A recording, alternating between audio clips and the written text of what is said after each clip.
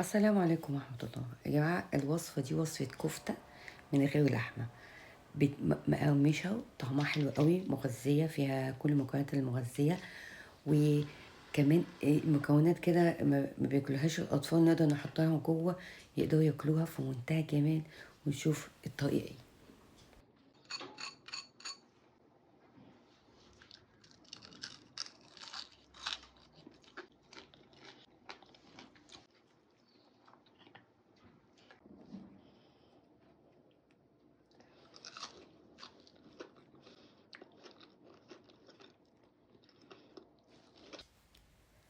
المكونات عندي عبارة عن خضار، جزر، بطاطس.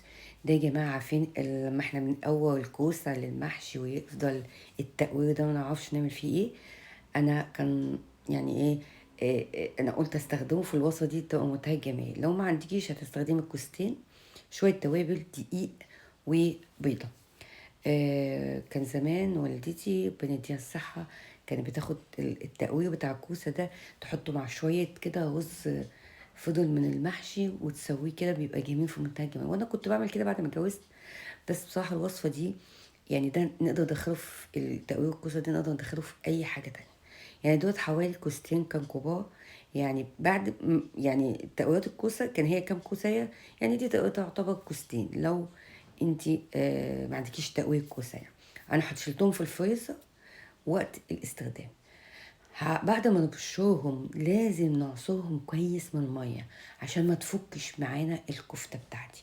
نعصرهم قوي حتى لدرجة انا حطيتها في المصفى، وبعد كده رجعت عصرتهم تاني في ايدي قبل ما احطها في البولة. هنحط شوية التوابل ديت، اي توابل منكهات انت بتحبيها حطيها. بيضة، هنقلبها كويس بس بلاش ندعك جامد يا جماعة. هي تقليب مجرد المكونات تندمج مع بعض.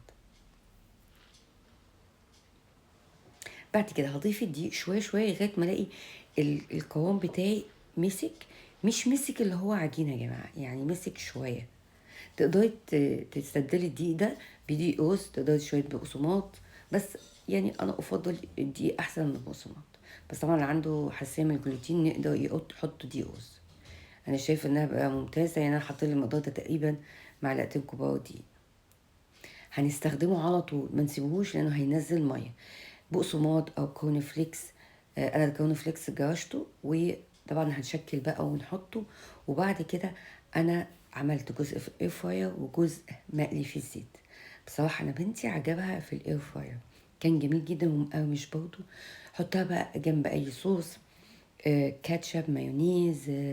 طبعا عارفين الاطفال بتحب الصوصات، حطي بقى حطي عليه صوصات وقدموه للاطفال يقدروا ياخدوه معاهم في المدرسه. مفيده جدا طبعا وحلوه قوي قوي. نقدر طبعا نضيف اي مكون مع الخضار. نقدر نضيف مشروم، بس لازم طبعا نعمله على النار شويه. نقدر نجيب بصل برضه بس نشوحه شويه على النار كده، ندبله عشان كل الكلام ده بينزل ميه. طبعا هحطه في الاير فراير وارشطه بخة زيت من فوق من تحت، واسيبه لغايه ما يحمر.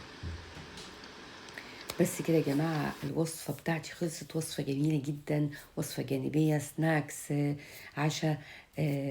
في منتهى الجمال. جربوا الوصفه دي وانا متاكده انها تعجبكم وتعجب الاطفال. ولو عجبتك ما تنسيش تشجعني باللايك، سبسكرايب، وفعل الجرس على كل عشان يوصلك اي جديد. ولكم السلام عليكم.